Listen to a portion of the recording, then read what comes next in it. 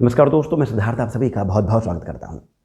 बाबा नीम करोली के जितने भी प्रसंग हम पढ़ते हैं या फिर सुनते हैं, उनमें चमत्कार भरे होते हैं, परंतु चमत्कारों से भी ज़्यादा उनमें सीख होती है, शिक्षा होती है।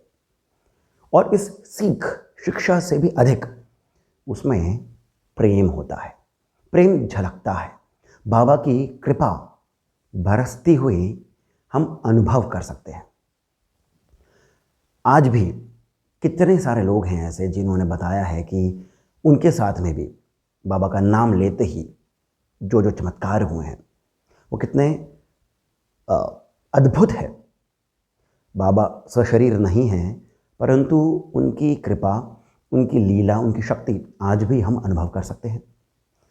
मैं भी अपने वीडियोस में कितने बार बता चुका हूँ कि जब भी मैं बाबा की कोई एक भी कहानी दिन में पढ़ लेता हूँ तो उस समय मन में एक विचित्र सी शांति आ जाती है। मैं जब ये वीडियो कर रहा हूँ तब भी मेरी वाणी में मुझे मालूम चल रहा है एक ठहराव सा है। अब वो वीडियो में दिखे या नहीं दिखे वो अलग बात है। अब आप ज़रा सोचिए कि वो लोग जो उस समय वहाँ थे जब बाबा सशरीर धरती पर थे, और उन लोगों ने जिन्होंने बाबा के दर्शन करे होंगे साक्षात, उनके अनुभव कितने कमाल के रहे होंगे। हम जो पढ़ते हैं वो तो शायद 2% भी नहीं होगा।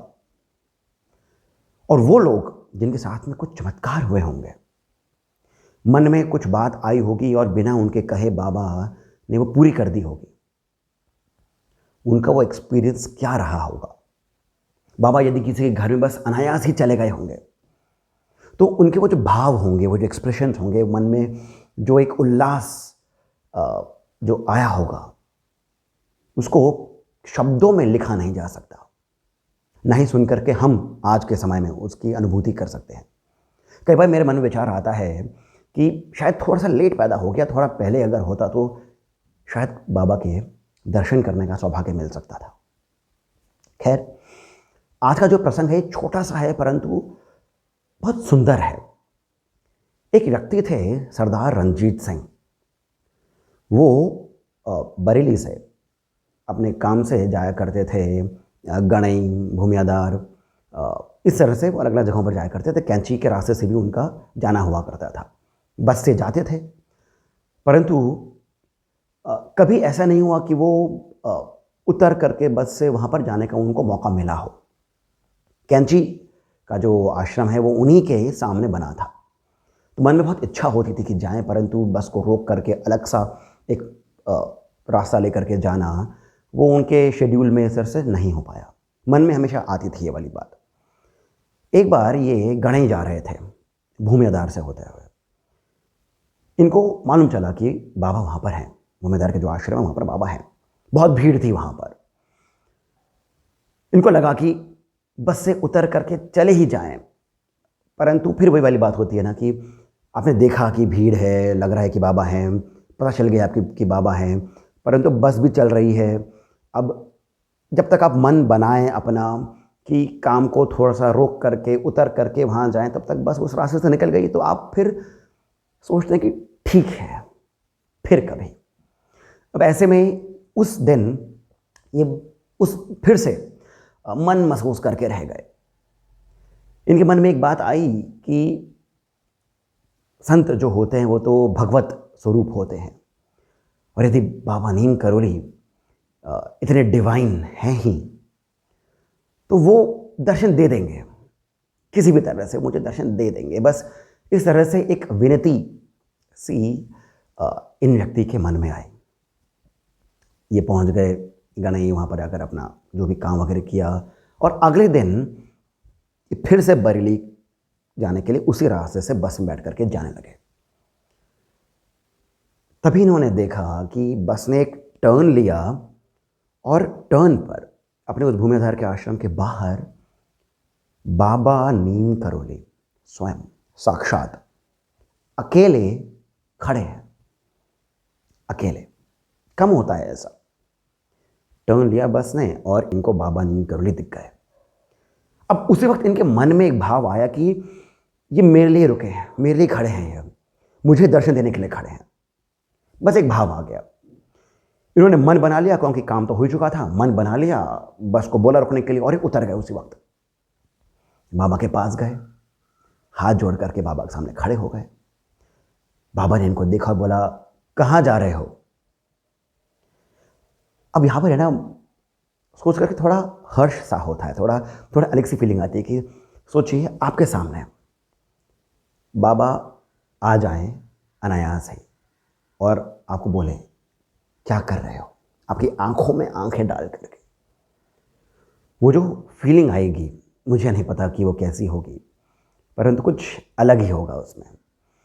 ये जो व्यक्ति हैं, ये बाबा के सामने खड़े हैं हाथ जोड़ करके। बाबा ने इनसे पूछा, कहाँ जा रहे हो? अब इससे पहले बोल पाते, बाबा ने इन्हें बोला, साधुओं को इस तरह से परेशान नहीं करते हैं, समझे? अब हम भी ये वाली बात समझ गए हैं कि बाबा किस बारे में बात कर रहे हैं। वो जो विनती इन व्यक्ति ने करी थी बस में बैठे बैठे ही, वो बाबा ने सुन ली थी, समझ ली थी।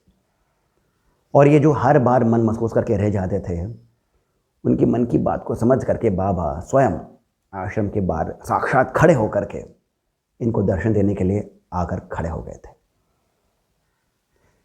ये व्यक्ति कुछ नहीं कह पाए, बस हाथ जोड़ करके इनसे क्षमा मांगी। दोस्तों, ये छोटा सा प्रसंग जो है, ये हमें प्रेरणा देता है, हमें ये भक्ति के मार्ग पर और अधिक प्रशस्त करता है कि चलते रहो, संतों की वाणी पर भरोसा रखो, उनके ऊपर विश्वास रखो। भगवान ने दर्शन नहीं दिए, संतों ने अभी तक दर्शन नहीं दिए, परंतु ऐसा नहीं है कि आपकी बातें इन तक नहीं पहुंच रही हैं। कुछ प्रारब्ध कर्म होते हैं, कुछ समय होता है, कुछ हमारी भी एक परिपक्वता आनी होती है। बहुत सारे कारण हैं, परंतु हमारे मन के भाव उन तक नहीं पहुंच रहे हैं, ऐसा हो नहीं सकता है। इसी विश्वास को आप भी बनाए रखिए। और यदि ये छोटा सा प्रसंग, मेरी छोटी सी बातें आपको सुंदर लगी हों तो कृपया करके इस वीडियो को आप लाइक अवश्य करिएगा, सब्सक्राइब करना नहीं भूलें, शेयर आप अवश्य करिएगा, मुझे लगता है कम शेयर करते हैं। कमेंट सेक्शन में मुझे बताइए आपको कैसा लगा ये वीडियो सुन करके, आपके क्या भाव हैं। और यदि आपका कुछ ऐसा अनुभव रहा हो बाबा नीम करोली के ही बारे में या फिर किसी और संत के बारे में, किसी और साधु के साथ में, तो भी कृपया करके कमेंट सेक्शन में बताएं। कमेंट सेक्शन में ही पहला कमेंट जो पिंड है, वहाँ से जीपे, पेटीएम इत्यादि के माध्यम से श्री सहयोग भी तनिक दीजिए, प्रोत्साहन मिलता है। थैंक्स का बटन आता है, जहाँ पर आप लाइक करते हैं ना, उसी बार पर थैंक्स का बटन आता है, वहाँ से भी आप श्री सहयोग दे सकते हैं। इसके साथ मैं सिद्धार्थ अब आप सभी से जाने की अनुमति लेता हूँ। धन्यवाद।